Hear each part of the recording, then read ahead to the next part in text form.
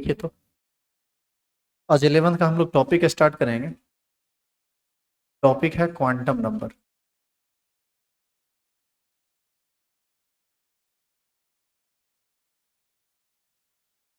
Quantum संख्या।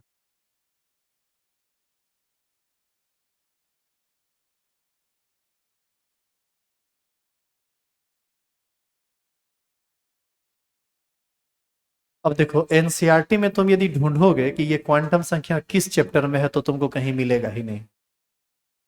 पहले समझो ये कहाँ है। एनसीईआरटी का दूसरा यूनिट है परमाणु संरचना। इंग्लिश में इसको हम बोलते हैं एटॉमिक स्ट्रक्चर। और यह एटॉमिक स्ट्रक्चर का ही एक पार्ट है। तो परमाणु संरचना में ढूंढोगे तो ये मिलेगा। अब कहोगे कि सर ये बिच्चे से काहे पढ़ाना शुरू कर दिए। बिच्चे से पढ़ाना इसलिए शुरू कर दिए क्योंकि किसी भी परमाणु के अंदर इलेक्ट्रॉन प्रोटॉन और न्यूट्रॉन होते हैं। हम सब जानते हैं। अभी ध्यान दीजिए इधर। हम सब जानते हैं कि प्रोटॉन और न्यूट्रॉन फिक्स होता है नाभिक में। लेकिन इलेक्ट्रॉन कहाँ रहता है? कक्षा में। अब जानिए कि इलेक्ट्रॉन कक्षा में ही नहीं रहता है। इलेक्ट्रॉन किसी परमाणु के कक्षा के अंदर, उपकक्षा के अंदर, कक्षक के अंदर रहता है। मतलब किसी परमाणु में कक्षा होता है, कक्षा के अंदर उपकक्षा होता है, उपकक्षा के अंदर कक्षक होता है, कक्षक में रहता है कौन? इलेक्ट्रॉन। और पूरा का पूरा केमिस्ट्री इलेक्ट्रॉन पर आधारित है। क्योंकि प्रोटॉन और न्यूट्रॉन को किसी चीज से कोई लेना देना है नहीं। वो नाभिक में जाके बैठ गया, वो हिलेगा डोलेगा भी नहीं। रिएक्शन करना है, किससे करना है, क्यों करना है, कब करना है, कैसे करना है, कब आवेश आएगा, कब जाएगा, कब धन आवेश आएगा, कब ऋण आवेश आएगा, कब बंधन बनेगा, कब नहीं बनेगा, कब आयनिक बंधन बनेगा, कब सहसंयोजन बंधन बनेगा, कब उप सहसंयोजन बंधन बनेगा, इस सब की जिम्मेदारी किसका है? इलेक्ट्रॉन का। और जब तक हम इलेक्ट्रॉन को परमाणु के अंदर सही ढंग से समझ नहीं लेते हैं तब तक हमको कभी भी समझ में नहीं आएगा केमिस्ट्री। तो आप इस टॉपिक के अंदर परमाणु के अंदर की सारी बातों को समझेंगे। आप समझेंगे कक्षा के बारे में, उपकक्षा के बारे में, कक्षक के बारे में, इलेक्ट्रॉनिक विन्यास के बारे में। वो जो आप 1s2 2s2 p6 करते हैं, इन सब चीज़ों के बारे में ये सब आप समझेंगे। तो आइए तो इसको पहले लिखिए तो हेडिंग डालिए तो ये किसका पार्ट है? Part of atomic structure unit 2। Part of atomic structure.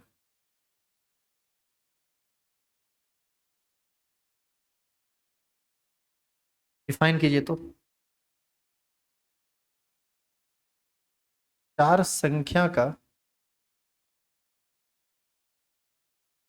वैसा समूह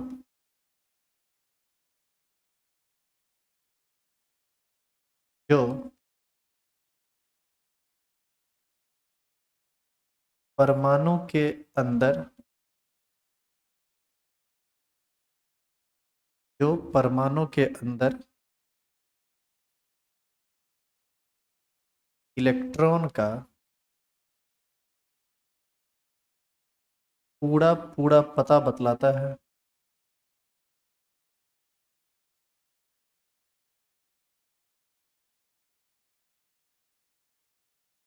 उसे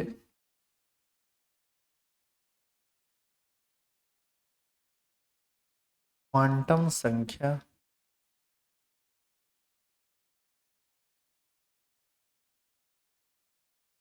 कहते हैं। देखो यहाँ पर जो ये बात बोला गया है कि इलेक्ट्रॉन का पूरा पूरा पता बतलाता है, इसका मतलब ही है, उस पता का मतलब है परमाणु के कक्षा के बारे में, उस कक्षा में उपस्थित उपकक्षा के बारे में, उस उपकक्षा में उपस्थित कक्षक के बारे में। इन सब चीजों के बारे में ये टॉपिक आपको समझाएगा। आप अभी तक एसपीडीएफ खाली नाम सुने हैं, समझते उमझते कुछ नहीं। उसको समझना पड़ेगा काफी डिटेल में। इसी को हम एक और तरीके से परिभाषित कर सकते हैं। देखिए तो, चार संख्या का वह समूह, इसको चेंज करें और करके एक बार फिर से डेफिनेशन लिखिए तो।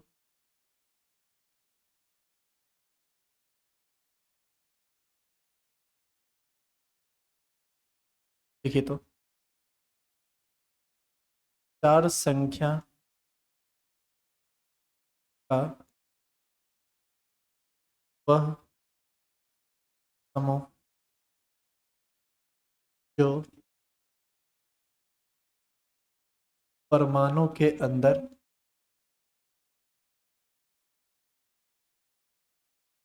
इलेक्ट्रॉन की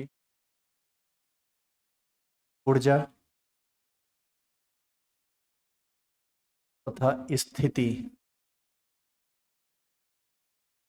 को बतलाता है,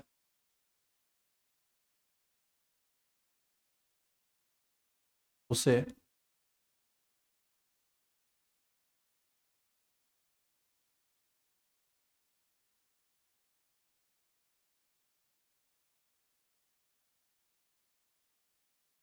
क्वांटम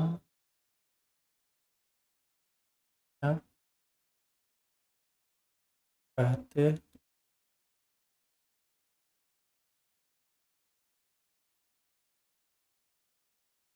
उसे क्वांटम संख्या कहते।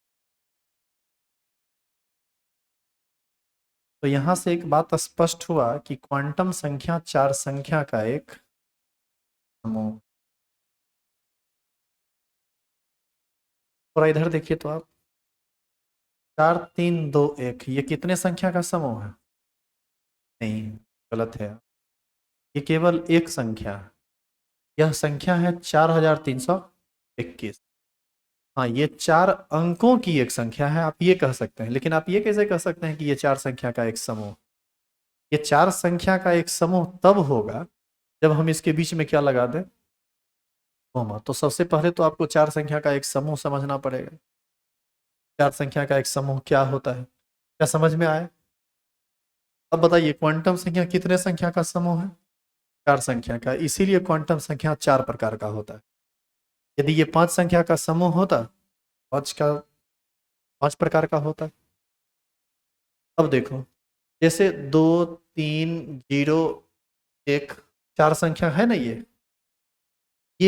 कक्षा के बारे में आपको बतलाएगा, ये उपकक्षा के बारे में बतलाएगा, ये कक्षक के बारे में बतलाएगा, और ये आपको बताएगा किसी भी परमाणु के अंदर इलेक्ट्रॉन के गति के बारे में, स्पिनिंग चक्रीय गति के बारे में। वो जब आप पढ़िएगा तब समझ में आएगा। तो आप नीचे एरो दीजिए और लिखिए तो, क्वांटम संख्या चार प्रकार के होते हैं।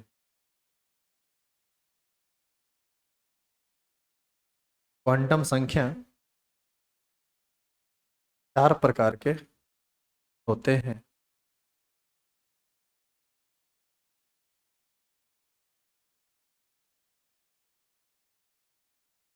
देखिए, एक नंबर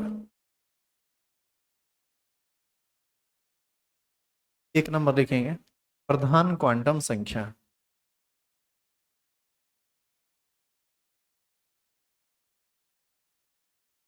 प्रधान क्वांटम।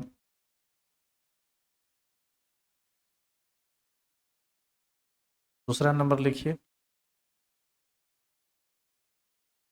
द्विगंशी क्वांटम। इसको बाबू स्मॉल एन से सूचित करते हैं, इसको स्मॉल एल से। तीसरा है स्वकीय क्वांटम, इसको स्मॉल एम से सूचित किया जाता है। और चौथा है चक्रण क्वांटम, इसको स्मॉल एस से।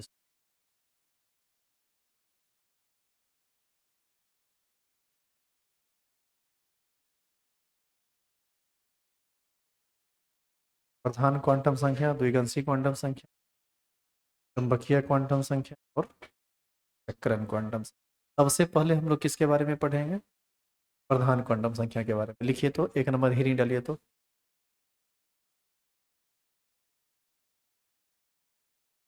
लिखेंगे प्रधान क्वांटम संख्या।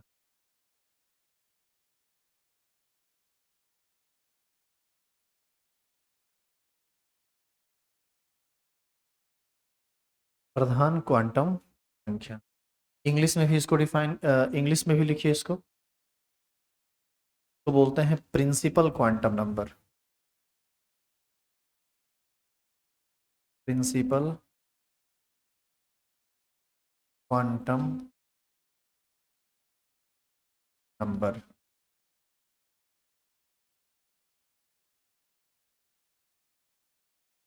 प्रधान क्वांटम संख्या प्रिंसिपल क्वांटम नंबर। और सबसे पहले आप ये जानिए कि ये प्रधान क्वांटम संख्या जो प्रिंसिपल क्वांटम नंबर है, इसका कंसेप्ट सबसे पहले आया कहाँ से, ये समझते हैं।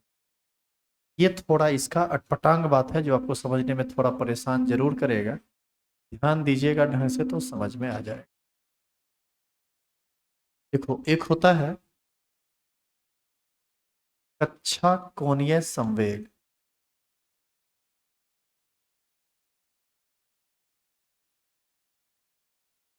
इसका फॉर्मूला होता है mvr बराबर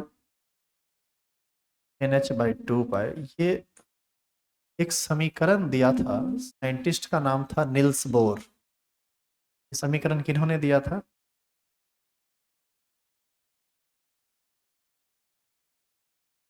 निल्स बोर के द्वारा दिया। हीटिंग आप डाल चुके हैं प्रधान क्वांटम संख्या। पहले आप ये समझिए कि ये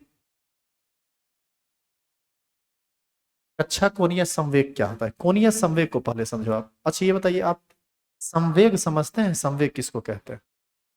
मोमेंटम नहीं समझ में आता है? चलो कोई बात नहीं, मत समझिए। हम आपको मोमेंटम को प्रैक्टिकली समझाते हैं कि मोमेंटम क्या है। मान लीजिए कि एक आदमी साइकिल से आ रहा है और 10 किलोमीटर प्रति घंटा के रफ्तार से आ रहा है। तो 10 किलोमीटर प्रति घंटा के रफ्तार से आ रहा है, तो मान लीजिए साइकिल सहित उस आदमी का वजन 100 kg है। 10 किलोमीटर प्रति घंटा के रफ्तार से आ रहा है, तो किसी भी गतिशील वस्तु का जो मास होता है उसको यदि आप उसके वेलोसिटी से गुना कर देंगे तो उसी को हम लोग क्या बोलते हैं? संवेग। इसी को इंग्लिश में कहा जाता है मोमेंटम। बताइए कि यदि आप सामना सामनी खड़ा रहेंगे और आप कहेंगे कि हम उसको रोक देंगे, तो हो सकता है कि आप उलट पुलट के गिर जाएं, लेकिन साइकिल रुक जरूर जाएगा। हाँ या ना? सामने से हैंडल पकड़ लेंगे, रुक जाएगा, आप भी उलट जाएगा, साइकिल वाला भी उलट जाएगा। लेकिन आप बताइए कि 10 किलोमीटर प्रति घंटा के रफ्तार से यदि एक ट्रेन आ रहा हो और हम कहेंगे या बेटा थोड़ा उल्टा एक मारिए देंगे, ट्रेन को गिराइए देंगे, गिरेगा? कौन गिरेगा? हम हम गिरेंगे, आप गिरेंगे। तो बताइए कि एक स्थिति, साइकिल भी 10 के रफ्तार से चल रहा था, ट्रेन भी 10 के रफ्तार से चल रहा था, तुम ट्रेन को नहीं रोक पाया, साइकिल को रोक लिया। क्यों? क्योंकि ट्रेन का संवेग बहुत ज्यादा था। संवेग क्यों ज्यादा था? क्योंकि गति तो उसकी उतनी ही थी, लेकिन द्रव्यमान साइकिल सवार आदमी की तुलना में उसका जो द्रव्यमान था वो बहुत ज्यादा था। सही बात समझ में? तो संवेग को प्रैक्टिकली समझे, संवेग क्या होता है। तो ये बताइए, कोई चीज गोल गोल घूम रहा हो, गोल गोल घूम रहा हो, जैसे मान लीजिए एक धागा लेते हैं, एक टुकड़ा को बांध देते हैं और गोल गोल घुमाते हैं, गोल गोल घुमा के एक माथा में तुमको जाके मार, माथा फूटेगा कि नहीं फूटेगा? काहे फूटेगा? क्योंकि वहां पर कुछ फोर्स एक्सर्ट हो रहा है, वो आपके माथा में लगेगा, माथा को हिला देगा। तो संवेग दो तरह का होता है, एक लीनियर होता है, रेखीय, और एक होता है कोणीय। जब कोई चीज गोल गोल घुमा के उसमें वेलोसिटी और मास के साथ गुना करते हैं, ताकि वहां पर इनर्शिया और एंगुलर वेलोसिटी आ जाता है, वो सब आता फिजिक्स में ज़्यादा डिटेल में पढ़िएगा तो ज़्यादा बेहतर समझ में आएगा। जैसे देखिए, हम ये बता रहे हैं कि गति दो तरह से आदमी कोई ऑब्जेक्ट कर सकता है। एक मान लीजिए स्ट्रेट लाइन में गति कर रहा है, और एक ऐसा हो सकता है ना कि वो गोल गोल घूम के गति कर रहा है, जैसे बीच में धागा बांध दिए और कुछ टुकड़ा बांध के उसको नचा रहे हैं। तो बताइए उसका जो गति होगा वो इस तरह का गति होगा, कोणीय गति है ना, वो एंगुलर वेलोसिटी है उसका।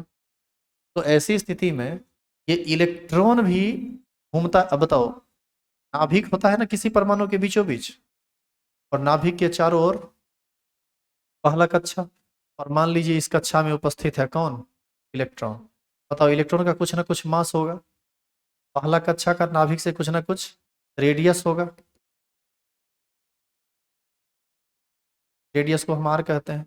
और बताइए, ये कुछ ना कुछ वेलोसिटी से घूम रहा होगा कि नहीं घूम रहा होगा?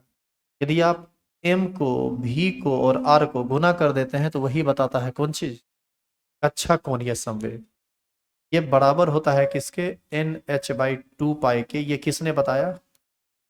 निल्स बोर ने।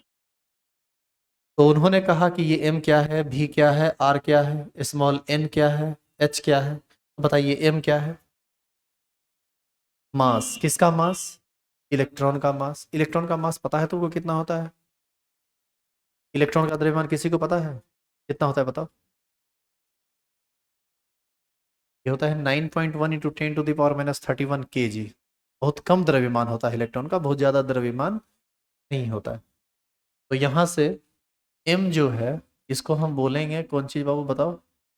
Mass of electron. ई क्या है बाबू? यह है वेलोसिटी ऑफ इलेक्ट्रॉन। आर क्या है? Radius. Radius of orbit. M V R में कौन क्या है पता चल गया?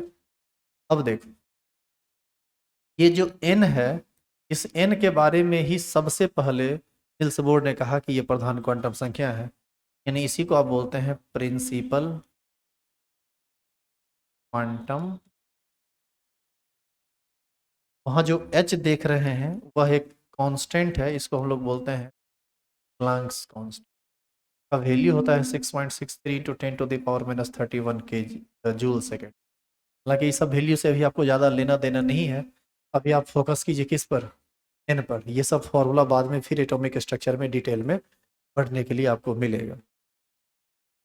आपको ये समझ में आया कि सबसे पहली बार प्रधान क्वांटम संख्या का चर्चा कहाँ से आया?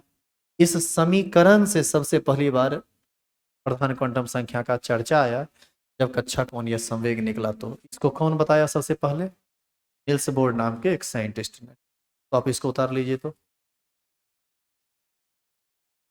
अभी आप हेडिंग लिखे हैं प्रधान क्वांटम संख्या, इसका कोई परिभाषा आप नहीं लिखेंगे क्योंकि किसी संख्या का कोई परिभाषा नहीं होता। अच्छा एक बात बताइए, आपसे हम पूछें कि दो का परिभाषा बताओ क्या होगा, क्या कहिएगा? 1 + 1 2 होता है।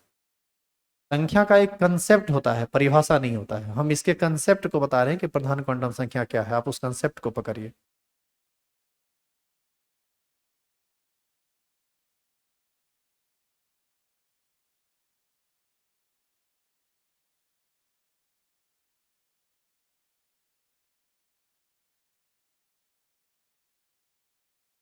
तुम यहाँ रेगुलर आते हो नहीं आते हो इससे कोई दिक्कत नहीं है, तुम हमसे जुड़े हुए रह सकते हो। ऑनलाइन सारा लेक्चर अवेलेबल रहेगा।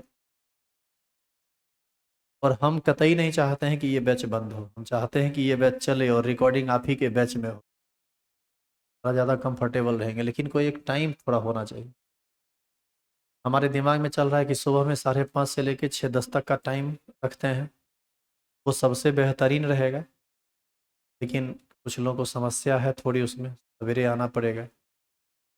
सवेरे आना पड़ेगा तो जाइएगा भी तो सवेरे ही 12 बजे में, धूप में जो उतना 14 किलोमीटर साइकिल चला के जाएगा तो कुछ सवेरे चले जाइएगा। आप लोग थोड़ा सा रुकिए, टाइमिंग यही करेंगे 5:30 से वो कर देते हैं, बीच में बाकी सब सारा सब्जेक्ट एडजस्ट कर दें। आपके बैच में रिकॉर्डिंग सबसे बढ़िया होगा, 9 से 10 में भीड़ बहुत रहता है, उसमें रिकॉर्डिंग करने में नहीं होता है। नहीं तो शाम में 4 से 5 आइए, भी ठीक है।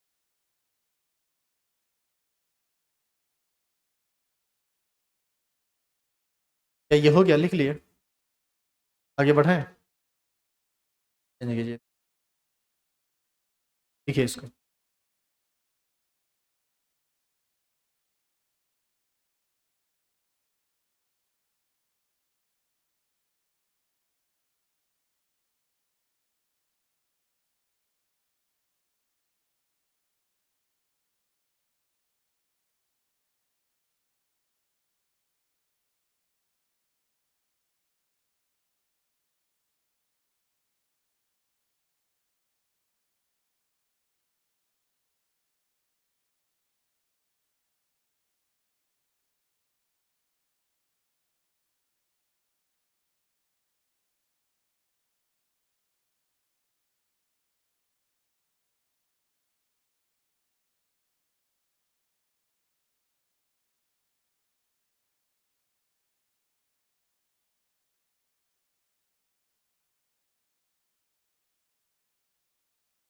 अभी का टेम्परेचर है 42 डिग्री से। ये धीरे धीरे और बढ़ेगा, अभी का 2 घंटा में और बढ़ के 43-44 तक जाएगा। 43-44 डिग्री सेल्सियस कम टेम्परेचर है? पागल कर देगा, आपका दिमाग घुमा देगा।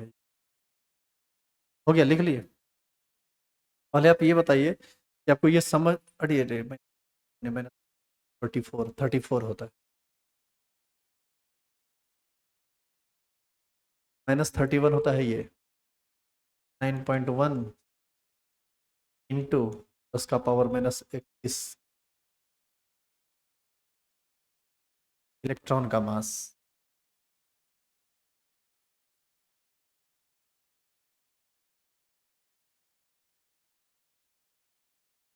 आगे बढ़े, लिखेंगे आगे। प्रधान क्वांटम संख्या देता है, प्रधान क्वांटम संख्या देता है। सबसे पहला बात लिखेंगे, यह कक्षा का नाम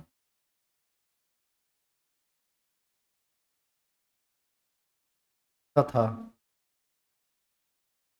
कक्षा की संख्या बतलाता है। यह कक्षा का नाम तथा कक्षा की संख्या बतलाता है।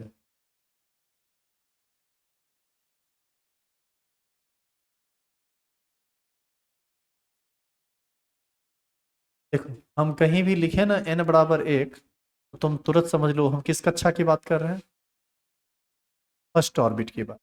और फर्स्ट ऑर्बिट का जो नाम होता है वो क्या होता है, के, कैपिटल के से सूचित करेंगे। n=2 बोले तो L लिखते जाइए, तो n=3 लिखें तो m, n=4 लिखें तो n, n=5 लिखें तो O, n=6 लिखें तो P, और n=7 लिखें तो। पहला कक्षा का नाम क्या है बताओ, के, दूसरा का नाम L, तीसरा का नाम M, चौथा का N, फिर O P। जानिए अभी तक मैक्सिमम 7 कक्षा वाले परमाणु का ही खोज हुआ है, इससे ज्यादा कक्षा वाले परमाणु का खोज अभी तक नहीं हुआ है। लेकिन इसका मतलब ये कतई नहीं है कि हर एक परमाणु में 7 गो कक्षा होगा। किसी परमाणु में 1 कक्षा भी हो सकता है, 2 कक्षा भी हो सकता है, 3 कक्षा भी हो सकता है, 4 भी हो सकता है, 5 भी हो सकता है, 6 भी हो सकता है, 7 भी हो सकता है।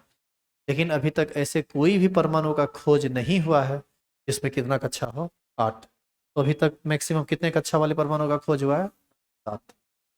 इसीलिए हम n=7 तक ही लिखे, उससे आगे नहीं बढ़े। लिखेंगे दूसरा नंबर।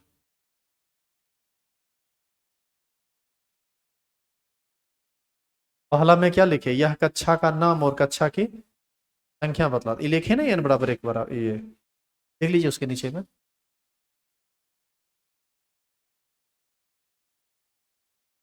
तो आपने देखा कि n का मान 1 तो पहला कक्षा, n का मान 2 तो दूसरा कक्षा, n का मान 3 तो तीसरा कक्षा, n का मान 4 तो चौथा कक्षा। सबका नाम KLMNOP होता है। अब इसका दूसरा बात जानिए, यह किसी परमाणु में, लिखिए तो, यह कक्षा में इलेक्ट्रॉन की अधिकतम संख्या को बतलाता, यह कक्षा में इलेक्ट्रॉन की अधिकतम संख्या को बतलाता। स्टार लगा के लिखेंगे, कक्षा में इलेक्ट्रॉन की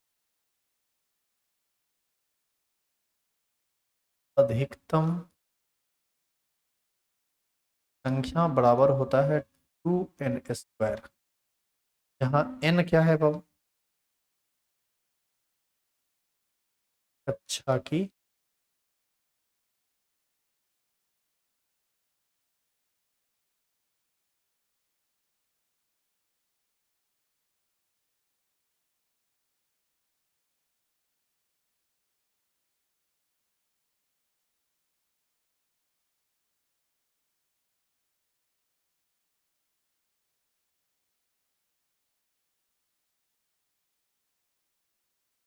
इसको लिख चुके आप? 9 से 10 में जितना पढ़ाई हुआ है उससे ज़्यादा पढ़ाई तुम्हारे बैच में हो चुका है। इस वन जबकि किए हैं बहुत। देखो हम लिखते हैं यहाँ पर कक्षा, फिर लिखते हैं मैक्सिमम इलेक्ट्रॉन, और फिर लिखते हैं यहाँ पर रेंज। रेंज का मतलब होता है क्षमता। एक बात बताइए, n का मान जब हम 1 लें तो आप कौन कक्षा समझते हैं? पहला कक्षा। मैक्सिमम इलेक्ट्रॉन का फॉर्मूला होता है 2n², यानी 2 × 1 का स्क्वायर बराबर कितना 2। n का मान बताइए 2 लेंगे तो l के लिए लेंगे, यहाँ पर क्या लिखेंगे 2 × 2 का स्क्वायर, 2 दूना 4 दूना 8। n बराबर 3 लेंगे, के l m के लिए लेंगे बताइए, यहाँ पर बताइए मैक्सिमम कितना इलेक्ट्रॉन, 2 × 3 का स्क्वायर, 3 दिया 9, 9 दूना 18। n बराबर 4 लेंगे तो बताइए 2 × 4 का स्क्वायर, 4 चौक 16, 16 दूना 32। इसका मतलब ये हुआ कि पहला कक्षा में 2 से ज़्यादा इलेक्ट्रॉन नहीं रह सकता है, दूसरा कक्षा में 8 से ज़्यादा नहीं रह सकता है, तीसरा कक्षा में 18 से ज़्यादा नहीं रह सकता है, चौथा कक्षा में 32 से ज़्यादा नहीं रह सकता है। क्या इसी तरह से आप n बराबर 7 तक ये टेबल पूरा कर सकते हैं कि नहीं? चलिए वापस इधर आइए। रेंज का मतलब होता है कि कहाँ से कहाँ तक इलेक्ट्रॉन रह सकता है। अच्छा ये बताओ, जैसे इस क्लास के बैठने की कैपेसिटी 400 लोगों की, अधिकतम कितना लोग बैठ सकता है? 400। क्या 401 बैठ पाएगा? नहीं, क्षमता ही नहीं है। कम से कम कितना लोग बैठ सकता है बोलिए? आप कह रहे हैं कि कम से कम एक बैठ सकता है, हम कह रहे हैं कम से कम नहीं है बैठेगा, पूरा खाली रहेगा। इसका मतलब इस क्लास की क्षमता 0 से लेकर 400 तक है। उसी प्रकार पहला कक्षा में अधिकतम अधिकतम 2 इलेक्ट्रॉन रह सकता है, तो इसकी क्षमता कहाँ से कहाँ तक हुई? 0 से 2। दूसरा कक्षा में अधिकतम 8 इलेक्ट्रॉन रह सकता है, तो इसकी क्षमता कहाँ से कहाँ तक हुई? 0 से 8। इसी प्रकार 0 से 18, इसका क्या हो जाएगा 0 से 32। उम्मीद करें कि बाकी 3 के लिए आप निकाल के लाएंगे, तो आप इस टेबल को पूरा करके लाएंगे कल। आज इतना ही।